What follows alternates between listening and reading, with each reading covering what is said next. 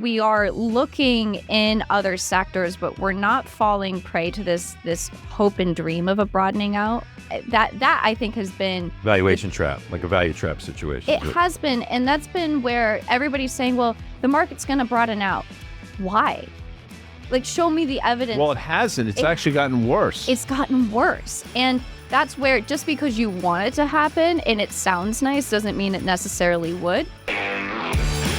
On the Tape is presented by CME Group, where risk meets opportunity, and iConnections, reimagining how the investment industry connects. A very warm welcome to the On the Tape podcast. I'm Guy Adami, typically joined by Dan Nathan. However, Dan Nathan is in Europe. I think that's Paris to be specific. I don't know if I'm doxing him by somehow. I have the scene of European vacation with the wife and daughters at the table. Oh man, bonjour. Yeah. I mean, yeah, exactly. Then they go big. I know what it was. Yeah, Parliament, big band. You remember that whole scene? Somehow by the way, that's the dulcet tones of Danny Moses, who is obviously always here. How are you, Dan? Good. How are you doing? But we have a special treat today. Think about how special this is. Dan's not here, and someone else is. Well, it's a pretty good trade, I think. Usually, it's sort of zero sum. Right. You lose one, pick up some. This case, no. I mean, we are now big winners. Big winners. Because we are joined by Cameron Dawson. She's the CIO of NewEdge Wealth. However, I want to say one thing. Danny, maybe you should talk about the Well, it's not like she's not in the room yet. You're kind of like we're going to be welcoming right here. There she is. Looking right at me. I didn't even see. Yeah. Didn't she just win some award? She did. From the reputable magazine, publisher, institutional investor. And what did she win? Best CIO in the RIA category. Is that correct? Best Chief CIO Investment Officer in the RIA category. Yeah, Investment Advisor category. Is that correct? Best CIO. Did I get that? CIO of the year. So best CIO of the year. Yeah, CIO of the year. And by the way, if you were in the institutional side of things, you would win that too. But you just haven't been. You don't have that Grammy nomination yet. Cool. You have, but you will have it at some point. It's amazing. Yeah. Now, as we sit here on this Thursday, June 20th. She's still here, by the way, right here. No, I know she's here. Yeah. Okay. Do you want me to wear a hat? No, you don't need to wear a hat. That's a great song, though, by Joe Cocker. You can leave your hat on. Yeah. If you remember that song. I remember that song. Do you? Yeah. All right. Anyway, I apologize. June 20th, afternoon. We have just learned of the passing of one of the great actors of our time. Somebody that appeared in the movie MASH. The show Eagle MASH. Has land. No, he was in the movie MASH. Right, he was in the movie MASH. He was in the Eagles Backdraft, The Italian Job, if you remember that movie, with Mark Wahlberg and Ed Norton. Animal House. He was also in a movie, though, that, really is fitting for what's going on. Of course, we're speaking of the passing of Donald Sutherland, Cameron, and Danny's sort of thinking it through. It makes a lot of sense that on this day when we're seeing all the craziness, when you're getting emails about certain things, that Donald Sutherland, who's in another movie, passed away. Invasion of the Body Snatchers. Cameron, there's no way, right? You don't know this one? Oh, of course I know this one. You know that movie? Yeah, of course. It's a classic. Okay. It is a classic. Do you know what? Okay, for literally $100. Don't look it up. No typing, because you got us on music all the time. His character, not his name of his character. No idea. No clue. Well, he worked for the health department. Sure he did. In San Francisco. Uh-huh. Anyway, so the Invasion of the Body Snatchers. Now, your note last week was Waiting on the World to Change. Mm-hmm. John Mayer. By John Mayer, and your thread was great, which we're going to get into here. I promise you're going to be speaking in a second. But anyway, it's been like an invasion, I would say, of the bear snatchers for the last several years. Where are they all going? It's almost like, so there's a scene in Invasion of the Body Snatchers at the very end. And if you haven't seen it by now, I'm not spoiling it, because it's 1978. And Donald Sutherland's been fighting to not get invaded by the species, and everyone's been invaded, and there's pods growing of second bodies and all this stuff. Horrible. And the woman who played his right-hand person comes and she finds him. She goes, oh my God, everyone's now an alien. And he turns to her and he goes, oh. Now, he had turned into one. There's nobody left, Cameron. There's nobody left. Yeah. Okay. We're not saying we're the last bears remaining. Julian Emmanuel. Yeah. I mean, he's the Donald Sutherland. All right, so welcome to On the Tape. You're going to be with us for the full time now. This is not a part A and part B. This is the show. And so with that kind of as the backdrop to the note that you wrote, which I thought was very informative. Prescient. Very prescient for what's happening right now. I didn't realize there was an H in prescient. But well, yes. the way I say it. Yeah. Give us your thoughts right now, and I have a lot of questions for you off of that note, but would love to just get your general sense of things as they stand right now. Yeah, the gist of that note was one of discussing the ultra-dominant U.S. leadership, which it's not just the U.S., it's U.S. growth leadership, and the question of can it continue and under what circumstances would it change?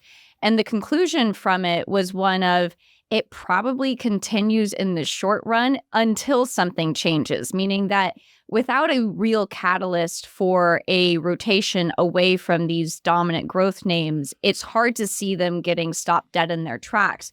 We could talk about things like valuation. We can talk about things like sentiment and positioning, which are all extraordinarily stretched, extraordinarily crowded in these names. However, until the fundamentals change, where you're starting to look at things within the value landscape or international or small cap and see an inflection in those earnings growth, you have to respect that the areas that are winning are the places that have earnings momentum. We can argue that they're pulling forward a lot of that goodness in earnings. I think there's a couple stats we can point to on that, but that's the real challenge today, which is that the valuations are so very stretched, but they're stretched in the areas that have the earnings growth. At what point does that snap? It's interesting because there's a lot of slides I saw this week, Cameron. One of them was amongst the three stocks that now are north of $10 trillion, and we know the names, Microsoft, Apple, NVIDIA, all effectively $3.3 trillion, north of $10 trillion. Those names are now 21.4% of the S&P 500, and it rivals, well, I mean, the only time you can go back in history, I think, was the early 80s when I think it was IBM, General Electric, and maybe AT&T were about 14%. So I know when you talk about valuation, it's not a catalyst, absolutely. But when you start to think about the U.S. economy is $28 trillion, the global economy is about $109 trillion, and these three stocks are now north of 10. And it just, those numbers don't make a lot of sense to me. So yes, valuation is not a catalyst, but at some point, math matters. Well, it does matter in the unwind. And that's the lesson from times like the 2000s and the 70s, which were other points of concentration peaks. So Nifty 50 in the 70s, 2000s with the tech bubble. Those two times, what you had is you had great companies trade to obscene valuations that then over the preceding decade, those great companies still outperformed on an earnings standpoint, but the valuation multiples derated in such a way that the stocks underperformed. So you could be perfectly right about the fundamentals, but if you're overpaying for things, once you get a catalyst of a rotation, that's where it starts to bite you. It's just that there's this, I've been thinking and singing a lot of the Ozzy Osbourne, jump on the crazy train, right? All aboard, because you're at this point where you know you're crazy train. How much do you fight the momentum, knowing that on the other side of this, you've pulled forward returns? Because we saw it in the 2000s, we saw it in the 70s, but at what point does that actually flip? Yeah, you point that out, that the dot-com bubble, companies were over-earning, yet stocks started to go down while earnings were still accelerating because it became clear that the growth rate could not maintain, over time. And that's kind of describing NVIDIA. It will be inevitable at some point. Now, does it go to $5 trillion in valuation before it matters? I don't know. But you as CIO of NewEdge, stay fully invested, and you have to decide which sectors to underweight, overweight, kind of what you're looking at. So based upon that, and I always ask you this question, when you get the hate mail or the love mail that you get from some of these investors that are out there, like, Cameron, just get with it, just buy NVIDIA and don't recommend anything else or whatever. What are you sensing from clientele? And what are you telling them to do right now within sector rotations? Yeah, I sense a bit of a chase. And I think that is kind of what is happening with NVIDIA today. And this is where we're looking at things like the XLK rebalancing and going from, I think it's a 4x increase in its NVIDIA weight just to reflect the market cap.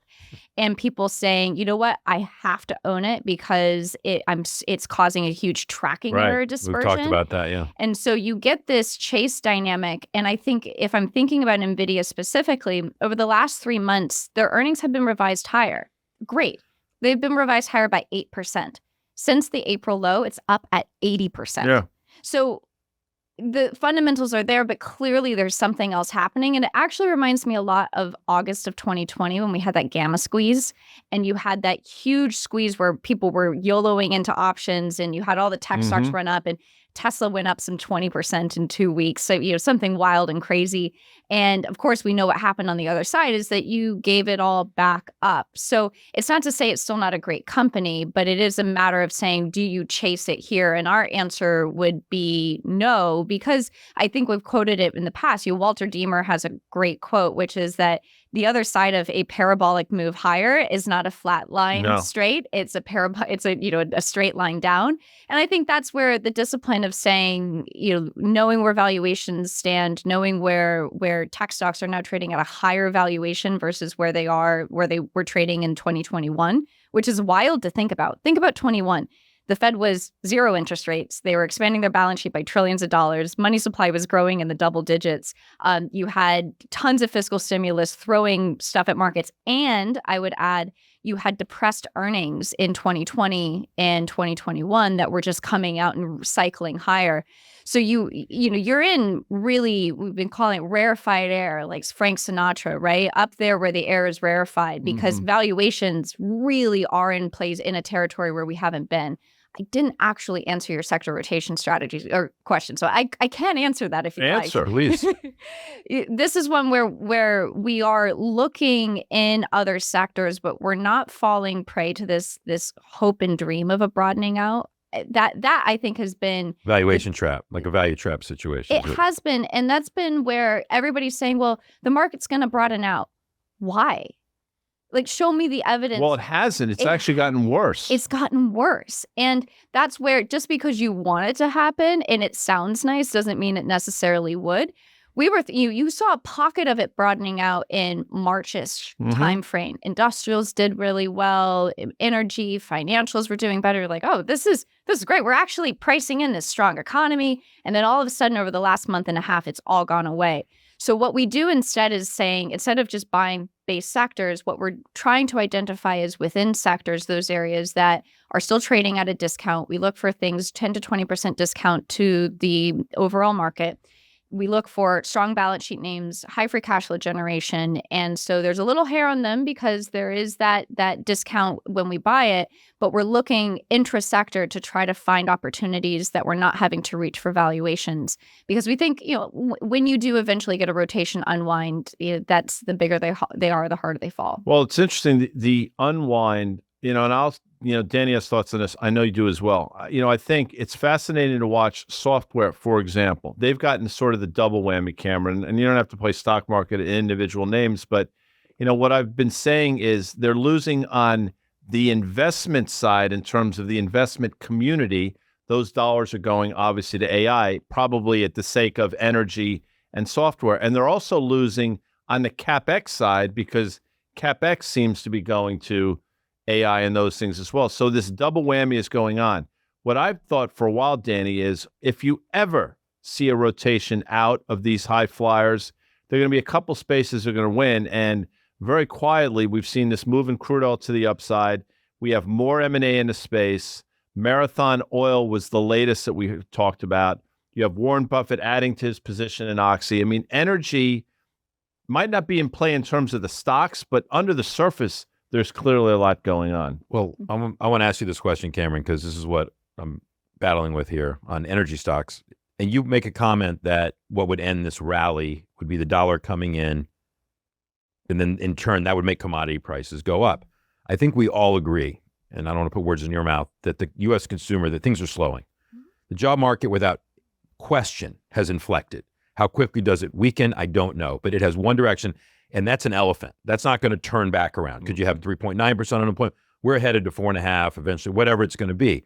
So my problem with that is if energy prices do rise as a result of a weakening dollar, the U.S. consumer, we don't talk about it a lot. Oil's kind of hanging out 75 to 82. If it breaks out again to the upside, it is a direct hit, right? Especially in the season like right now, in the summer driving season, to the U.S. consumer. So how do you think about that within the sector rotation? I don't know if I answered your question, Guy, but I try to put that all together because I think energy stocks already build in some type of recession because these stocks are so cheap anyway, but there will be a demand part of that will hurt. It does seem like the counter trade to what has been so dominant, which is that being long energy is effectively a bet actively against the consumer and the ever rising GDP forecasts in the US, which has been, we think, the key reason why markets have continued to lift higher is because GDP forecasts continue to lift higher.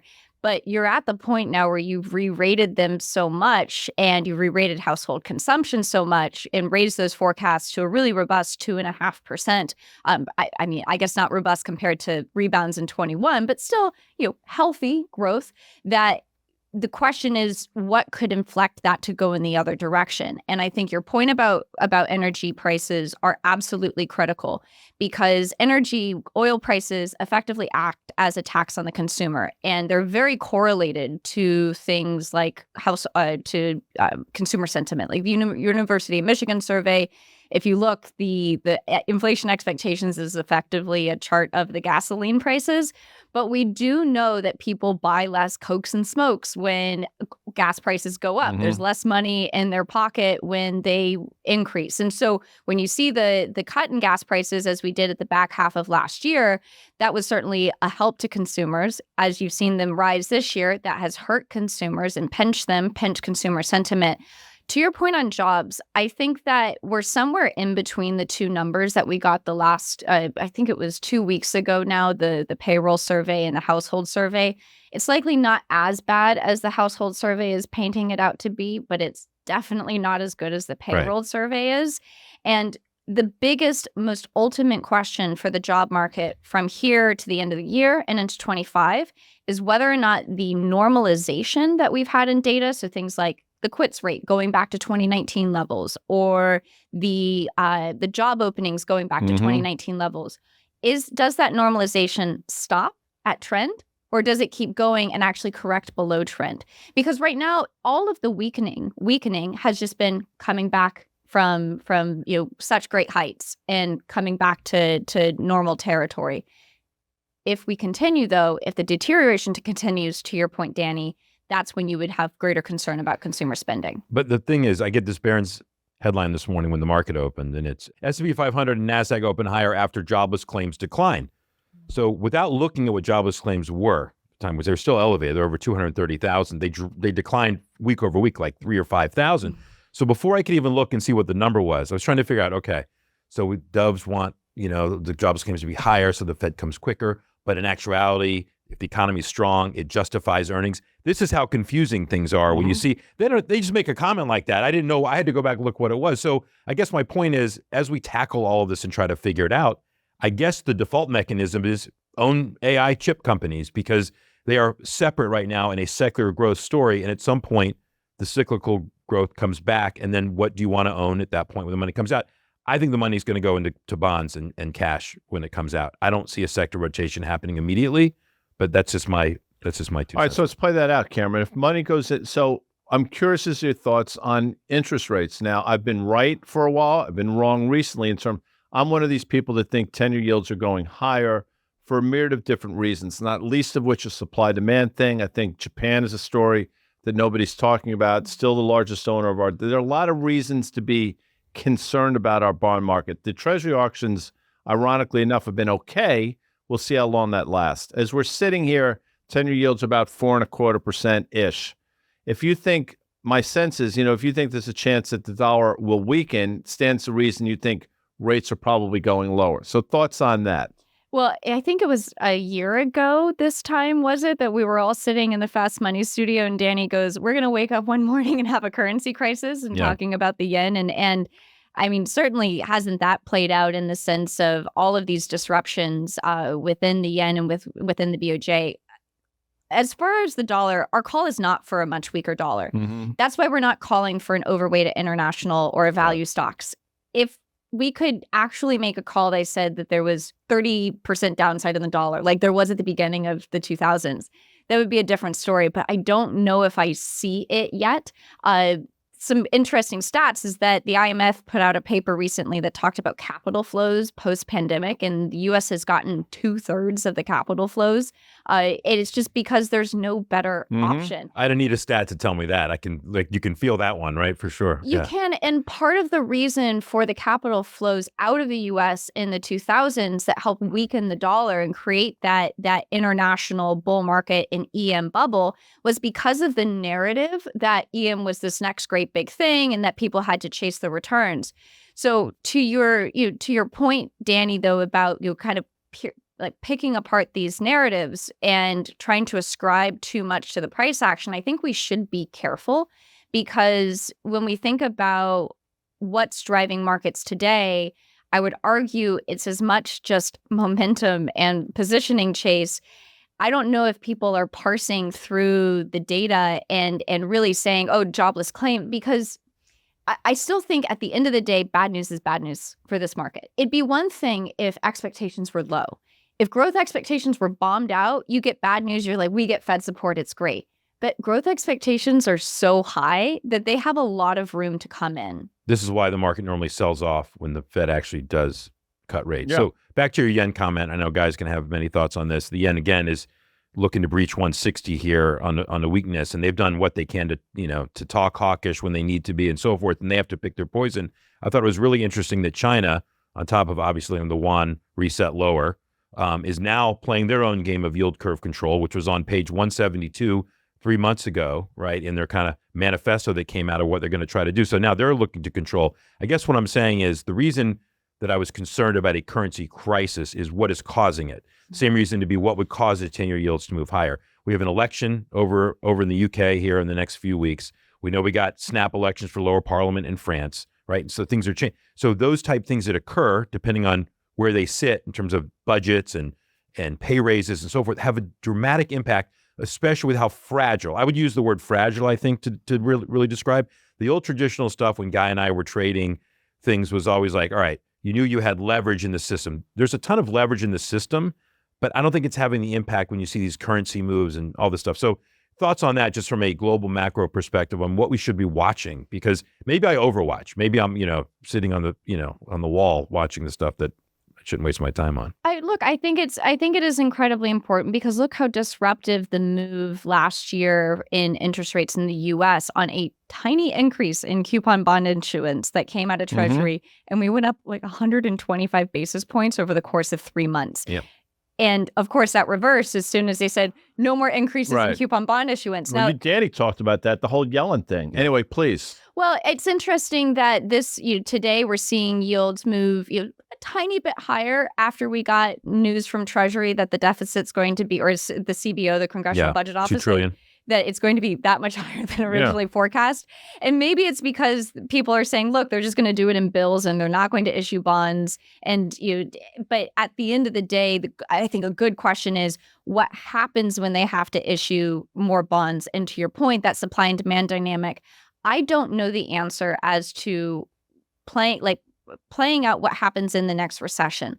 We're sitting at a 6.5% deficit to GDP right now. This is in an extraordinarily strong GDP environment. I have never seen anything like it. And it's nominal GDP, meaning that it includes the benefits of inflation. If we go into a recession, you get lower tax revenues, you get higher countercyclical spending like unemployment, and you have all the other kind of bailout kind of measures that need to happen in a recession. I wouldn't be surprised in the next recession if the deficit to GDP in a very mild recession was as large as it was during the Great Financial Crisis. Which is, if you think about what, and I don't You're going to get him rolling now. Here he comes. No, because it's mind-numbing to think about that, to think where we are now in terms of the deficit. And then forget about debt for a second. I mean, now all of a sudden everybody's talking about debt to GDP, which I think last I looked, depending on what numbers you're using, is about 122%. By the way, on its way, I think significantly higher. I mean, you're talking about numbers like this when things are supposedly good. So what happens when, and you just said it, what happens if things were not to be so good? And you said it, and I'm not putting words in your mouth, but Danny had mentioned the potential for a currency crisis a while ago, and I don't want to be hyperbolic here at all, but I'll say this, Cameron.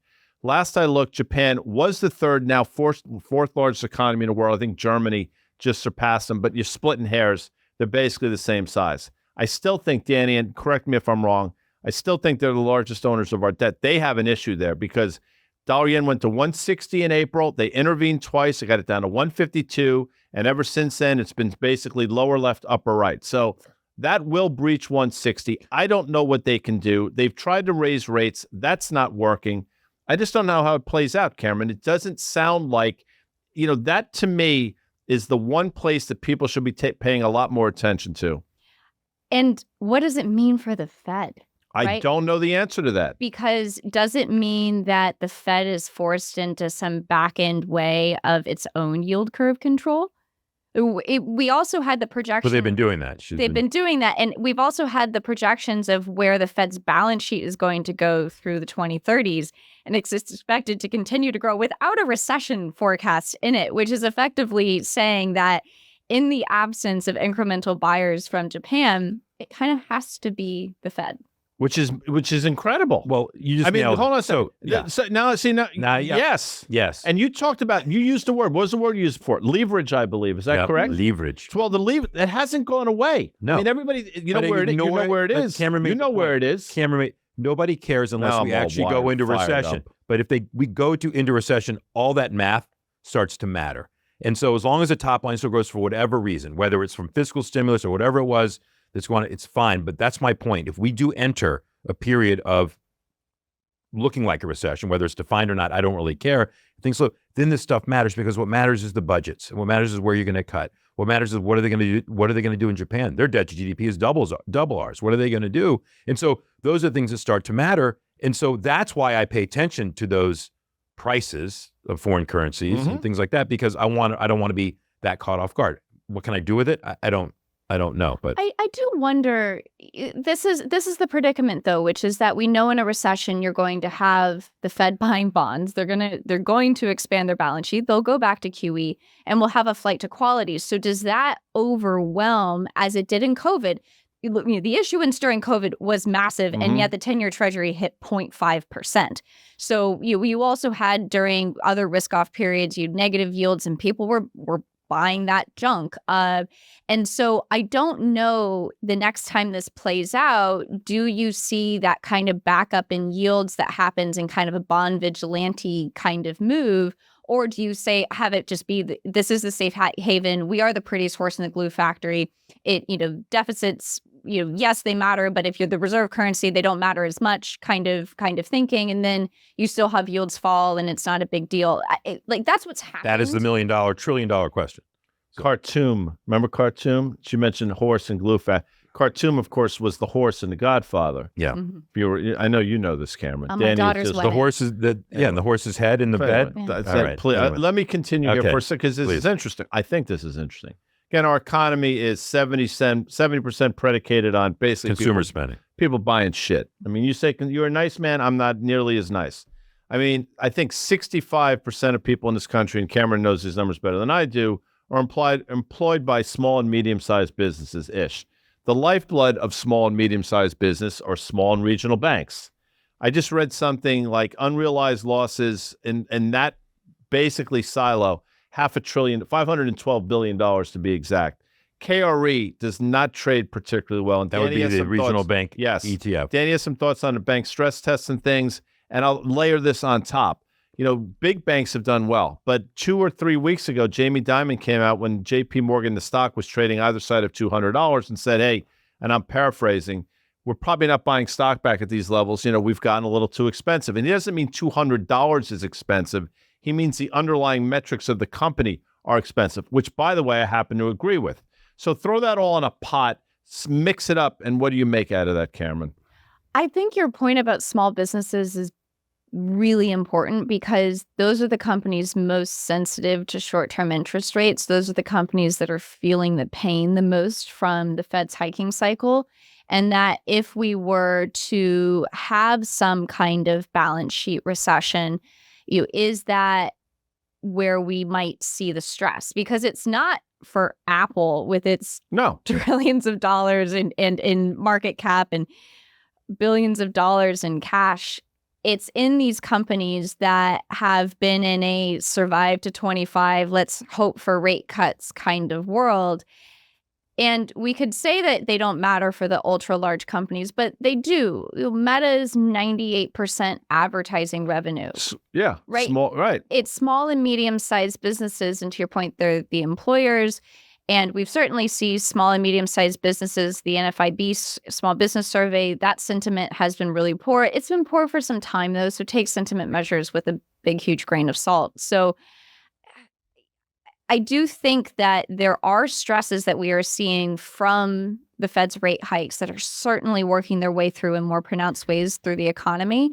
It's just because you have such large cohorts in the large corporate side of things, and you have large households, very high-end households, benefiting from rate hikes, benefiting from higher cash yields, not having mortgage costs go up because they're fixed rate at 30 years. End result being that they do drive much more consumption than the bottom cohort of the income spectrum does. So you have this dynamic where it's a tale of very two different worlds, one that feels rate hikes, one that doesn't. And the one that doesn't, I think, is what's keeping things afloat and strong for now. So David Bull over at Baycrest put out a note this morning on the KRE in general. And the reason he talked about the KRE, which is the regional bank ETF for people out there that don't know, is every year, the Fed and Treasury do a stress test on the banks. And every other year, it includes 32 banks because it includes everyone over 100 billion. So you get that extra 100 billion to 250. And you always get a lot of action. So the stress test results come out on the 26th, after the market closes, whatever. It's probably not a market moving event. And here's why. They make you stress your bank based upon if we go into recession, commercial real estate exposure. It's all bullshit. Why is it all bullshit? Because the moral hazard aspect of the BTFP and whatever. So it'll come and go. And he believes you will get a big move one way or the other. And you know what? Going into bank earnings, which are going to be in 2-3 weeks from now, we start that whole, I can't believe we're going to, I know, isn't it crazy starting again? Ugh. But his point was that maybe not enough people are paying attention. Again, it'll be a news item because it'll show these stresses. But at the end of the day, I'm not going to make a bearish call on it because who gives a shit? Because we know that the Fed, and that's the moral hazard issue, the stuff that's being ignored, and it won't matter until it matters. Same thing with unemployment and so forth. So here you go, Cameron. Silicon Valley Bank, prior to them blowing themselves up of Smithereens. They were the 18th largest bank in the United States. I think that's right. Yeah. 18th. Smithereens, that was a band. You like those guys? Go ahead. Keep They're going. not. I don't have any of the Smithereens on my Spotify playlist. Good luck. Anyhow, they would have passed if they were under the auspices of the bank stress test, which they were not. They would have passed the stress test.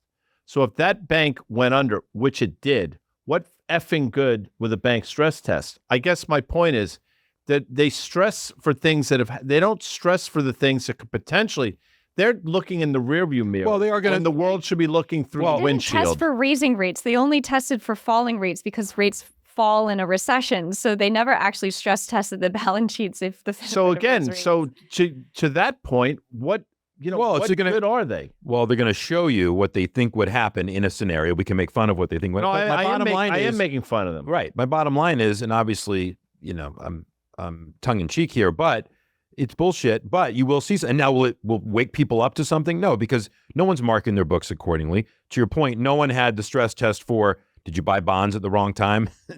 Treasury bonds. But Cameron, just your thoughts on that in general, and as a sector, banks, where you think they lie right now. Well, it's important to understand their willingness and ability to lend in order to fund economic growth. And quite surprisingly, the SLOOS survey hasn't been getting worse. So it actually looks like it turns up because it's a survey asking, are lending standards getting even tighter or more restrictive?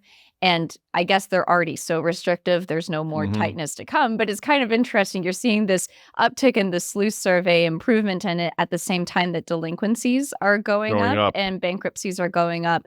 And it gets back to that there's still, you're seeing these pockets of stress that you can't be ignored as well. We spent so much time focusing on the liability side of the balance sheets and in the asset side as well, but what their investments were doing, but also now having to think about what the loan books are doing and under what scenario are you going to see stress within those loan books. We talk to a lot of private credit guys and say, okay, what's going on in your businesses? And, they go, look, interest coverage has deteriorated, because interest rates are up so much, but EBITDA growth is still really strong. Right. And it raises, I think, a very big point, which is that we've been focusing on the balance sheets, and that's where there have been pockets of stress. There really haven't been pockets of stress on the income statements of the broader economy, meaning that earnings have held up just fine. They held up in 22 through 23, 24. The real question is all these debt to whatever's ratios that we're looking at, do they get more stretched if you start seeing a little bit of stress in the income statement? And then that's where you would say, look, consumer credit balances, yes, in a really strong income environment, they're perfectly fine. But if you start pushing that income lower, that's where they start to look uglier. Delinquencies look uglier. I don't know what the catalyst for that is yet, though. It is the job. I know the catalyst is the jobs market, but how weak would the jobs market have to be that you start to see income start to wobble? No, I think that's fair. And I've incorrectly, at the end of last year, I thought you'd start to see a market rise in the unemployment rate. I thought you'd see by this time, when I was talking about this in September, October, I thought by June of this year, 4.5% was a foregone conclusion. And it's not. The thing, though, that sort of concerns me, every month, seemingly, we have downward revisions. At some point, all this shit catches up. And, I do think if you really dig into numbers, which I know you do, Cameron, it suggests a much less than rosy picture in the job market, at least in terms of what the administration says. But that leads me to the next question. You say, what event? And this is not a political show. Politics bore me. But a week from today, and we're doing this on Thursday, there's going to be the first debate. And the presidential cycles now are a lot longer. So does the election, historically, I'm not sure if it moves the needle. We had Steve Eisman on a few weeks ago. He didn't think it mattered one way or the other. He'd said with 100% certainty, I think it was somewhat tongue-in-cheek or hyperbolic, that we thought that Trump would win. And I'm not asking you to forecast, but will this election, in your opinion, have a market impact? I think that because so many people think it won't, it probably will. And that the reaction might be different than the prior two elections. The only thing we know with certainty at this point is that neither party is talking about austerity and balanced budgets, which means that neither party will consider cutting budgets. Neither party will consider, will be a driver of less treasury issuance, for example. The question will be going forward of, is that inflationary or not? I don't think anybody has on their bingo card an acceleration in inflation in 2025. The Fed certainly does it. People really aren't pricing for that. I'm not saying you should, but it's a good thought experiment for these reasons. We know tariffs are being considered, and a broad tariff across the board would likely be inflationary instead of the point tariffs that we got back in the 2018 timeframe. There you didn't really see a big uptick in inflation. Goods prices, yes, there were pockets of areas that they went up, but it wasn't broad enough to cause broad consumer inflation. The big one is immigration. The big one, and that's the biggest wild card, because the thing that helped us get to immaculate disinflation over the last 12 months was a huge increase in the labor force in the U.S., mostly for lower income workers. And the unemployment rate last year did not go up because labor demand softened. It went up because labor supply went up. And that was partially because of a wave of immigration coming in. So wherever you stand on the immigration debate, the one thing to recognize is that if you start pulling labor out of the economy, do we stop getting this immaculate disinflation in wages, even as you're starting to see some softness, without that softness in the labor market? That's the wild card that I don't know how to pinpoint. And if the market sees that from, say, a Trump win, do you get a bullish response, even if he says, I'm cutting taxes by 2% on corporate taxes, or I'm going to spend this on infrastructure?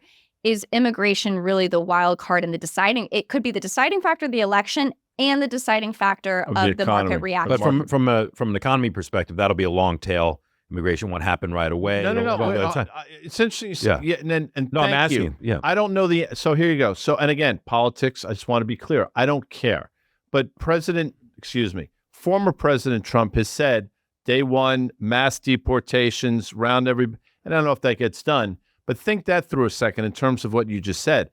Those are the people that are filling these very, necessary jobs. And you pull those people out, what's going to happen? You're going to have to fill those jobs, but at a much higher, probably, I would imagine, wage, which by definition is inflationary. Flip side of the coin, current President Biden promising the moon, more spending. Both sides to me are inflationary. And the market, you're right, nobody's pricing that in. I don't know why, though. It's pretty obvious to me. I don't think any business person deep down wants full control of Congress and the office of the president in one direction. Oh, yeah. Well, I don't care what your political party is, because if it does happen, then it is going to matter one way or another. Then I think it matters the most. So if Congress is divided, and the House stays Republicans, whatever it might be, then you have a different situation. That to me is the wild card in the election, is does it all go one direction? So that would be the outcome that likely would shock people into playing it out multiple steps down, because you're right that it's going to take time for things like immigration to show up in the data. But remember how quickly we priced in things like infrastructure after Trump got elected. I was covering the industrials at the time, and the companies I covered had massive outperformance for 2 weeks. And quite interestingly, that outperformance led to a relative high versus the market that the industrial sector still has not made. Yeah. Mm-hmm. So just some other things taking it out of the U.S. And I know you don't talk about this a lot in your notes, but would love to get your thoughts on gold, of which Guy and I have been talking about ad nauseum, for years, really as a hedge on central bank incompetence. Well, the news came out earlier this week that the central banks are planning to buy more gold, and gold had kind of flatlined. Now gold has been going back up and held during kind of this hawkish period, is now going back up again. Any thoughts on just gold in general and what it really signals to you? Does it matter to you? Is it any in your forecasts of any kind at all? Yeah, I think you can put it down to central bank buying, which has been a key driver of the move in gold we've had, because you can't explain the move in gold by real rates or the dollar, which means that it's happening with something with supply and demand. And yeah, there's momentum in the chart, but I think that that's a very strong observation, which is that there are certain central banks who, after the sanctions coming out of the Russian invasion of Ukraine, have said, well, you can't take my gold. You can take my dollars, but you can't take my gold. And so there has been, at the margin, enough of a demand for gold that it has lifted the price. Now, it hasn't necessarily dented dollars. I think it's an interesting observation, because the dollar has held up really well. So it may not be necessarily just this inverse correlation where I'm getting rid of my dollars and I'm buying my gold. And of course, look, gold is a psychological commodity, and so appreciating the fact that if everybody else is becoming afraid of debasement and of central bank incompetence, of banking questions, then gold typically will do better in that environment. Whereas if they feel confident and it's risk on, then it will do worse. Whether those things actually come to pass or not doesn't matter. It just matters if people are afraid of it happening. What else is out there, Cameron, that you look at, haven't really talked about, but it's on your radar screen that you're going to say, okay, when this happens, I'm going to start to write about this, but it's still sort of simmering right now below the surface? Yeah, there's a lot of consternation about concentration within the indices by our advisors and our clients, that they're looking and saying, it's been great, but what do we do next? The biggest challenge that we have today is that, do you take the tax hit on the areas that have run a lot? Do you then rotate into the areas that are laggards in the hopes of a repeat of the 2000s kind of time frame? And at what time and in what size and with what catalyst? So we're going to be rounding out. We looked at small caps as to why they underperform. We looked at international. The next one is value that's going to come out. And then we'll capstone it with a left behind kind of capstone of saying, here's how we think about trading in these left behind areas. You mentioned, and before we get out of here, I'm glad you mentioned small caps. Depending on how you measure them, I look at it through the lens of the IWM. I'm not suggesting that's right, but that's an ETF that is not really, it's gone nowhere. That 208 level's been resistance a number of times. We're nowhere near its prior all-time high. It's clearly not performing commensurate with the S&P 500. It is obviously telling its own story. A lot of that has to do with the fact that it's probably more heavily weighted with a lot of these small and regional banks.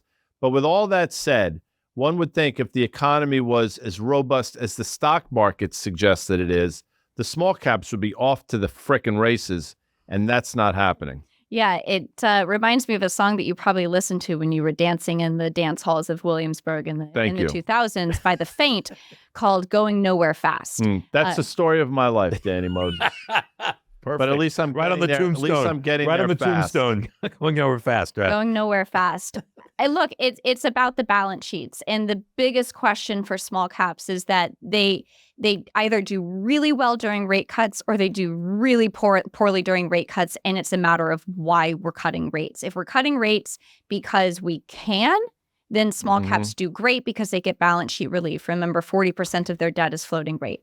If we're cutting rates because we should, then small caps do really poorly because, yes, they're getting relief on the balance sheet side of things, but their income statement is getting bludgeoned because 30% of small caps today are unprofitable. That number goes way up if you start having weaker economic growth. So it's the why we're cutting rates that matters. And that's why when people, at the beginning of the year, there were these big calls for a 50% rally in small caps and small caps are going to beat out all the other markets because it's a coiled spring. Yeah, there's probably some really cheap small caps, but until you get clarity on the interest rate path and the reasoning for why these stocks are hyper cyclical and with really levered balance sheets, we're late cycle. These are early cycle stocks. You buy these things when they're bombed out at the beginning of a cycle, not at the end of one. Taking what you said into account and just thinking broadly, kind of how I started this, that at some point the job market turns or just shows its teeth. You get a change in sentiment by the consumer in general, and not the lower end consumer, kind of the middle to higher end. It will become self-fulfilling and not a panic wise, but people start asking the questions to the things that we've been talking about for a long period of time. You, the other strategists that are out there, don't have to be bearish or bullish, just pointing these things out. And when those things get brought to the forefront, to me, it will be so overwhelmingly clear that there's a lot of issues that we have that are big issues, that are generational type issues where you have to start thinking about. And when you get to that point and you have to start thinking about and take that into account and apply it to bottom up investing, that's the point that I'm fearful of for people that aren't prepared for it. And that's why I think we kind of all do what we do to really talk about these things. So you've been invaluable to us for several years now. You're invaluable, obviously, to the entire community. You win awards. At some point, you're going to be too big to come on the show, and we really appreciate that. But thanks for coming on again. And I have a feeling that the next time you're on, a lot of things will have happened. I'm sensing a seismic shift. The next seismic shift. The next time. Now we might not have her on for a while in that case, but maybe it could be the next 2 to 3 months. I just feel like you said it. So it's just a matter of time before the lines of people clamoring to get Cameron on will be such that we will find ourselves buying tickets. I'll never buying forget tickets. you guys. We're going to be buying tickets. And that is true. So that honor is extraordinarily well deserved. Your work is extraordinary. The thoughtfulness in your work and the rigor behind it is not lost on any of us. So Cameron, thanks for joining us. Thank you for having me.